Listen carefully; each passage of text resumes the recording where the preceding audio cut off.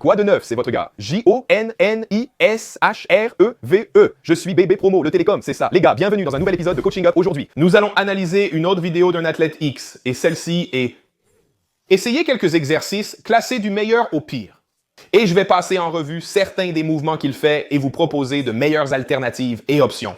Et simplement de meilleurs conseils ou des indications différentes que je donnerai pour rendre certains de ces mouvements plus optimaux, comme je pense qu'ils devraient l'être, et ensuite laisser ceux qui sont déjà bien tels qu'ils sont, à la place où ils devraient être dans la liste. Donc, bref, sans plus attendre les gars, allons-y tout de suite et c'est parti.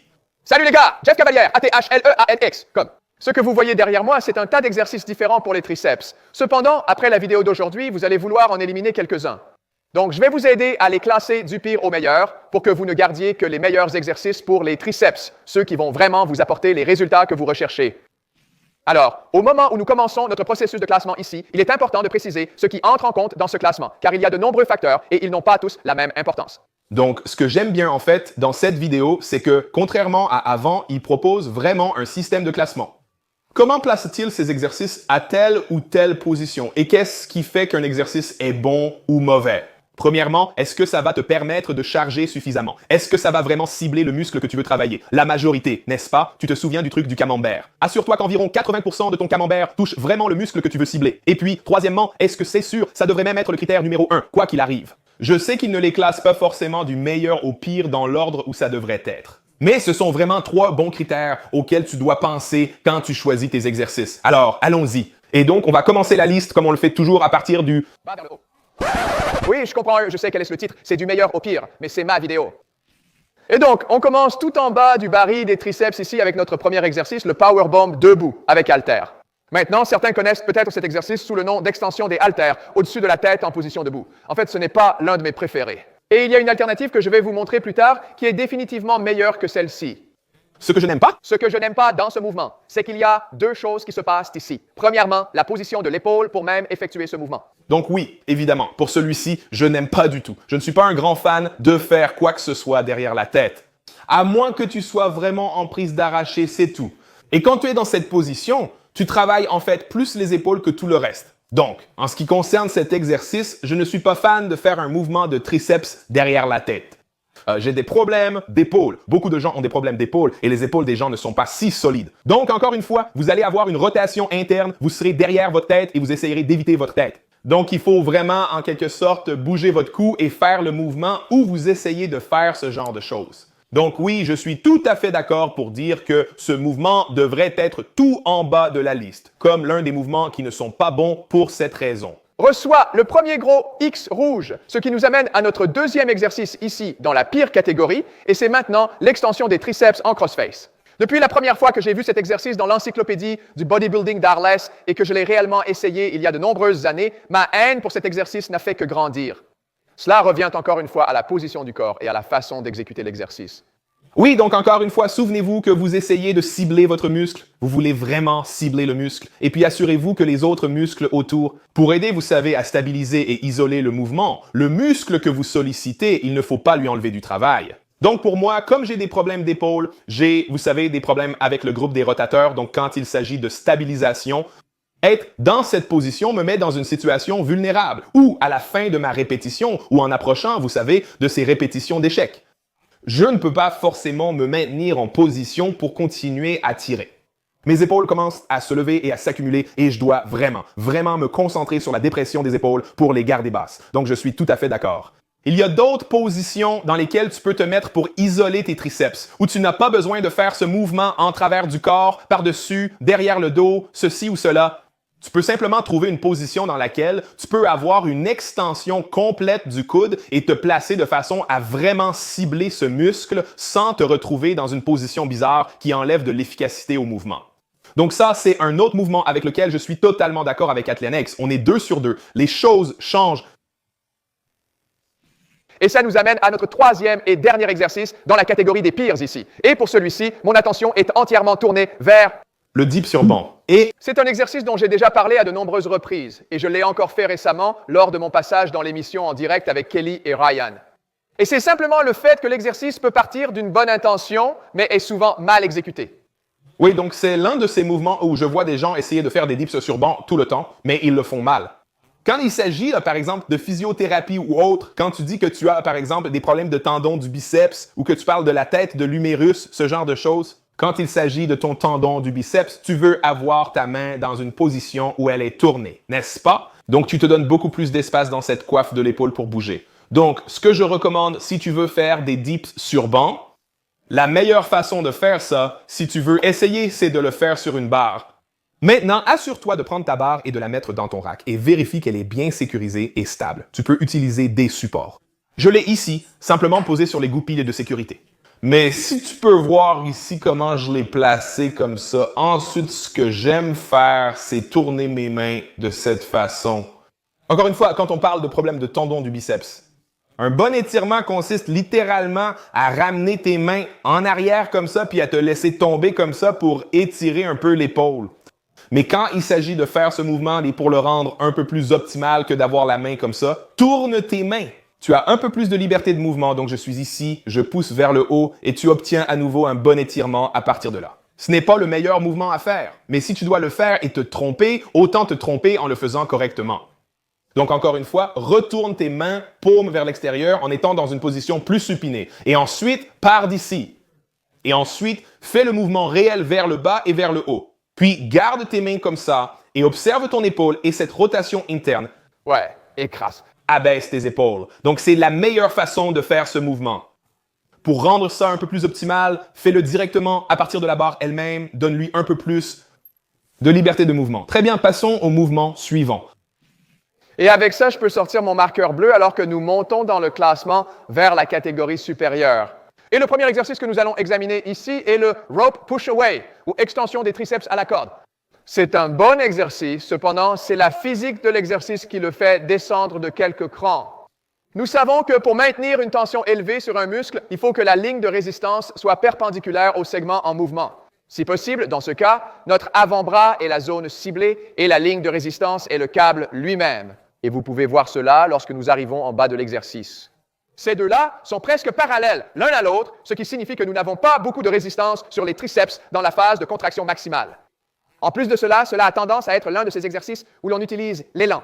Très souvent, on va faire intervenir nos dorsaux, on va solliciter notre tronc et on va pencher un peu vers l'avant. D'accord, je les ai vus juste là. Donc oui, ce mouvement va dans la catégorie des meilleurs. Il est meilleur que les précédents. Mais il y a aussi quelques problèmes mécaniques quand on l'exécute. Donc je ne sais pas si Atleanx exagère simplement l'élan et le mouvement de cet exercice.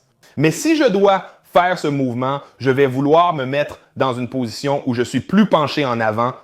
Mon tronc est engagé et je me penche ici au niveau des hanches. Je me verrouille. Pour ne pas avoir de mouvement ici encore une fois, on essaie d'isoler un mouvement. Dans ce cas, les triceps. Vous voulez vous assurer que le torse, en gros depuis la tête de l'épaule, d'ici jusqu'au sol, soit aussi rigide qu'une planche. Donc, c'est essentiellement comme une planche. Vous voulez vous assurer d'être presque dans une position de planche, penché en avant, et ce sera votre levier. Il n'y a aucun problème à ce que votre sangle abdominale soit engagée dans n'importe quel mouvement. Au contraire, elle devrait l'être. Cela va vous permettre de mettre beaucoup plus l'accent sur l'engagement de votre sangle abdominale. Et encore une fois, cela va vous donner beaucoup plus de puissance lorsque vous effectuez chaque exercice. Donc encore une fois, de profil, je ressemble à ça et je suis dans cette position ici. De face, mes épaules sont carrées et abaissées, déprimées, puis je pousse ici pendant que mon tronc est engagé. Donc la seule chose qui bouge devrait être l'extension de mes coudes. Donc vous ne voulez pas faire ça, ce qu'il fait en gros. Et je pense qu'il fait ça juste pour illustrer un point. Et vous savez, certaines personnes montrent un peu trop d'élan, mais moi ce que je vous montre, c'est comment éviter d'utiliser l'élan. Alors souvenez-vous, gardez-vous au-dessus du poids, vous allez vous pencher un peu à partir de la taille, gardez vos épaules abaissées, puis tirez vers le haut. Et ensuite, vous voulez garder cette ligne de résistance continue en vous penchant davantage. Maintenant, si je suis complètement droit comme ça, oui, il n'y a plus rien ici, mais si je suis un peu penché comme ça, quand je tire, il y a toujours une résistance qui me ramène en arrière. Là, j'utilise un élastique juste pour vous montrer. Mais encore une fois, c'est comme ça que vous voulez le faire, les gars. Donc, je suis d'accord que c'est un meilleur exercice que les 3 derniers que j'avais là. Mais pour rendre cela plus optimal, suivez les conseils que je viens de donner. Ce qui nous amène au deuxième exercice dans la meilleure catégorie, et c'est encore une fois un bon exercice. Mais dans sa forme la plus basique, ici, il présente certaines limites.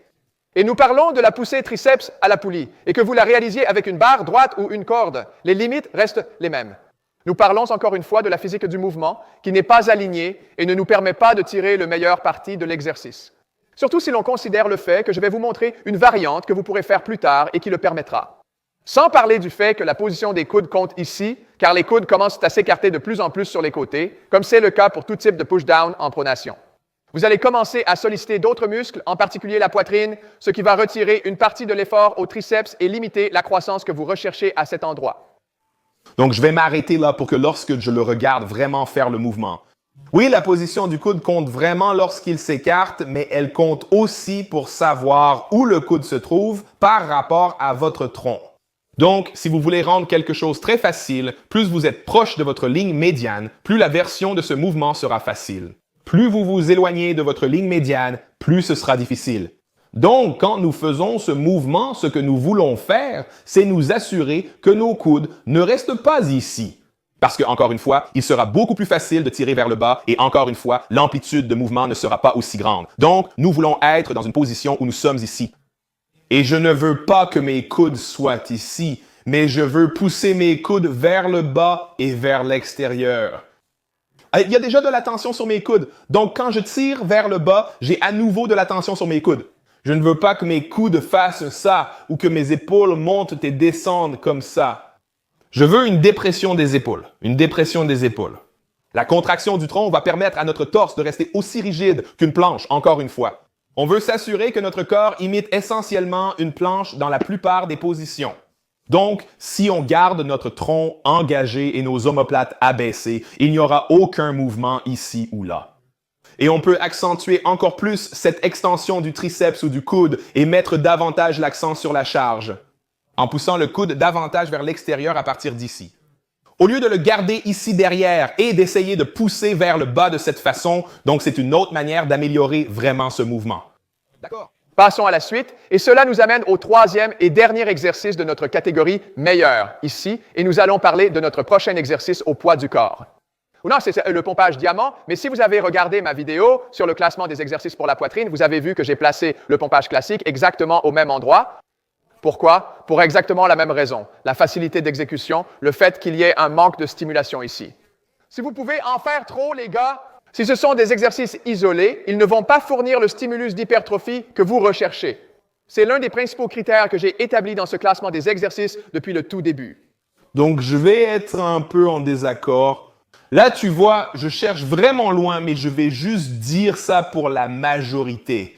Quand il s'agit du mouvement, est-ce que ça va seulement cibler ce groupe musculaire? Peux-tu mettre une charge suffisante pour développer l'hypertrophie musculaire dans le groupe et est-ce que c'est sûr? Les pompes diamant ou les pompes à prise serrée seraient moins prioritaires que les extensions triceps à la poulie ou les extensions de base avec corde. Parce que plus de gens peuvent faire des extensions triceps à la poulie que des pompes. Rappelez-vous, on regarde ça du point de vue d'un débutant. Oui, je peux faire plein de pompes ou quelqu'un qui est avancé ou intermédiaire peut certainement faire plein de pompes. Quand il s'agit de quelqu'un qui essaie, disons, de se muscler dès le début, la plupart des gens ne savent pas très bien faire des pompes. Donc, quand il s'agit, par exemple, d'isoler vos triceps, mettons-nous dans une position où c'est possible. Et je pense que la pompe aurait dû être la première de cette liste bleue et non pas en haut de cette liste bleue. Si vous êtes débutant, combien de pompes pouvez-vous faire? Pompe triceps? Pas tant que ça. Si vous êtes débutant, combien de push-down à la corde ou d'extension triceps pouvez-vous faire? À la poulie? Beaucoup plus. Et vous pouvez charger plus de poids. Donc, vous pouvez vraiment progresser à partir de là. Et une fois que vous êtes assez fort, vous pouvez passer à autre chose. Vous voulez progresser. La surcharge progressive ne veut pas dire que vous devez commencer par la base du mouvement lui-même, mais la surcharge progressive, c'est être capable de partir d'une position où vous pouvez progresser puis passer à autre chose. Donc, quelqu'un qui débute peut commencer par un exercice de triceps à la machine et une fois qu'il est assez fort, il peut passer à faire des pompes à nouveau.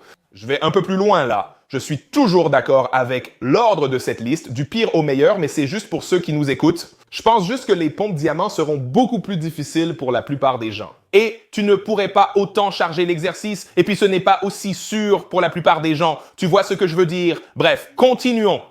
Si tu peux enchaîner 30 ou 40 pompes diamant ou même 25, tu n'es tout simplement pas assez mis au défi dans cet exercice pour obtenir les résultats que tu recherches.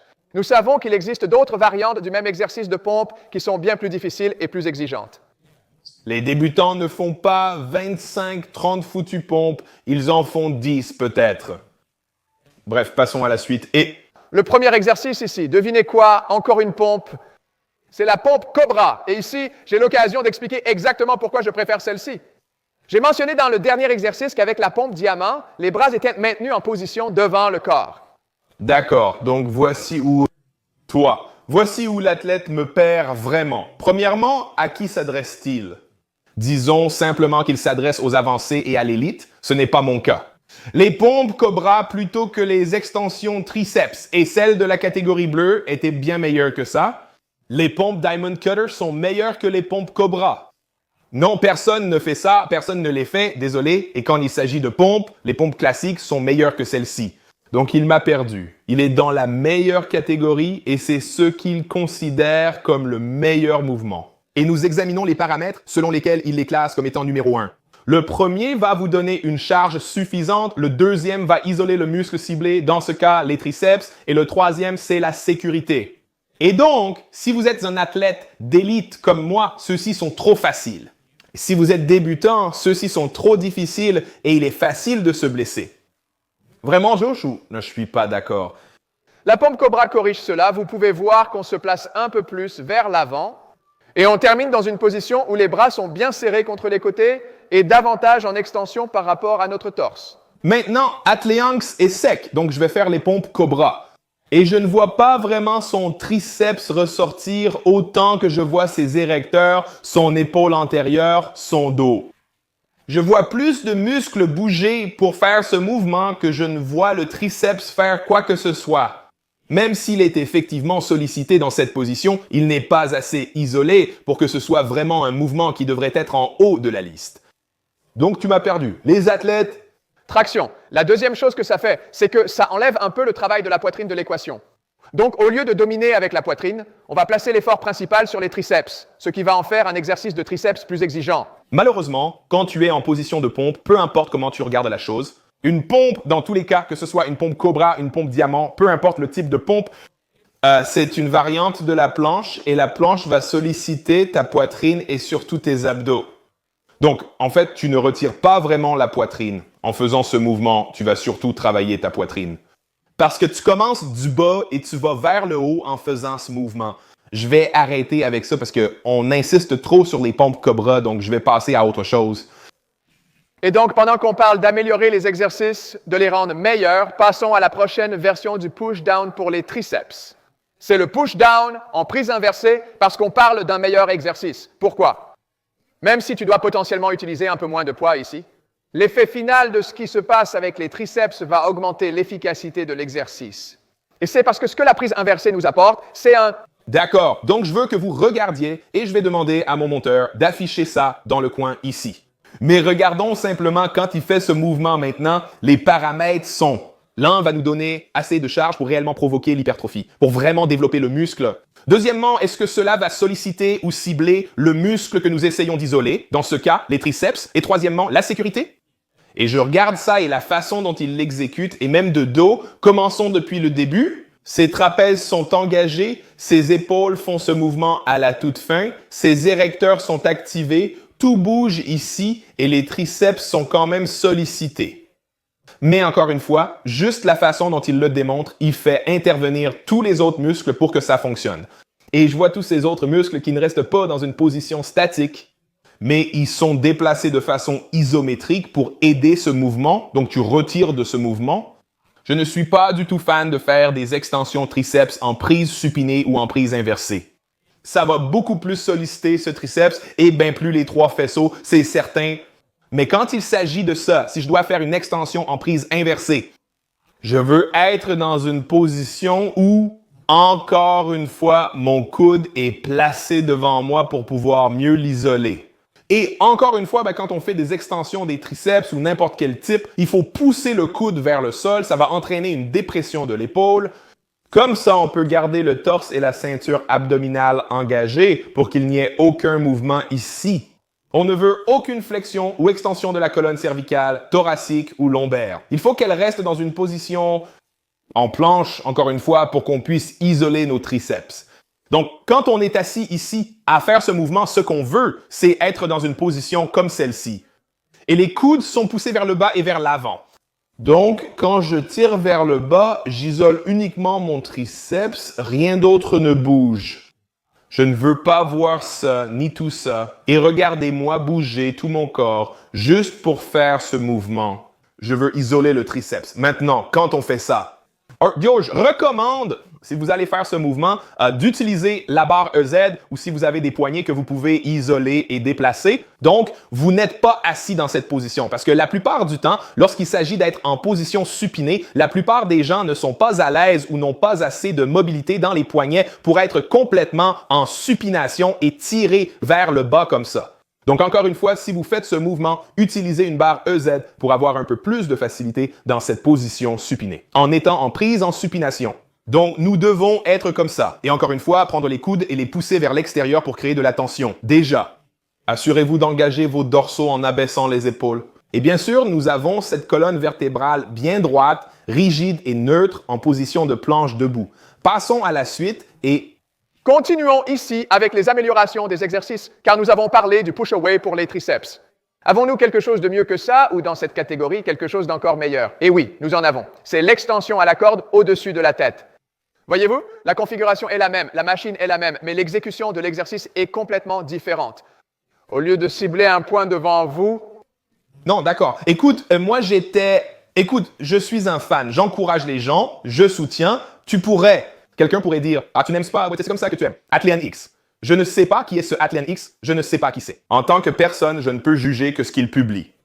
Et quand je regarde ça, je me dis, on commence bien, on commence sur une bonne note. Franchement, je suis vraiment d'accord avec ce gars. Il sait de quoi il parle. Les premiers exercices, ce ne sont pas de bons exercices à faire parfaitement. Tu sais quoi? Les suivants, ils sont un peu, tu vois, mal agencés. Mais je suis d'accord avec cela aussi. Mais ceux qu'ils considèrent comme les meilleurs ne sont pas meilleurs que les bleus. Je m'en fiche si tu ne te repositionnes pas avec ça. Ce n'est pas un bon mouvement à faire pour vraiment pouvoir faire les trois choses qu'il a dites au départ.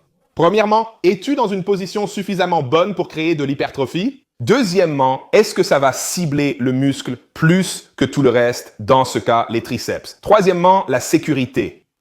Non, rien de tout ça. Si tu veux faire une extension triceps au-dessus de la tête, je te recommanderais de la faire en position assise, en plaçant la poulie un peu plus haut, de façon à pouvoir partir d'ici et tirer vers le haut avec les câbles. Je ne recommande pas de le faire comme ça. Mais je ne suis pas non plus d'accord avec le fait que ces trois premiers exercices soient meilleurs que ces trois du milieu. Ils ne le sont pas, ils ne sont pas cohérents avec ce qu'il dit. Les paramètres du classement, quels sont les paramètres? Je ne pense pas que dans ce top 3, aucun des mouvements qu'il a mentionnés ne soit meilleur que les trois du milieu. Donc non, je dois dire que je ne suis pas d'accord avec cette liste. Si jamais ça aurait dû être les trois premiers, je suis totalement d'accord. Les trois derniers devraient être au milieu et ceux du milieu devraient être en haut. C'est comme ça que ça devrait être. Point final. C'est tout ce que j'ai à dire là-dessus. Je vais m'arrêter là. Je suis presque sûr qu'il va encore donner quelques conseils sur la façon de faire ces mouvements, peu importe. Mais il m'a complètement perdu à la toute fin.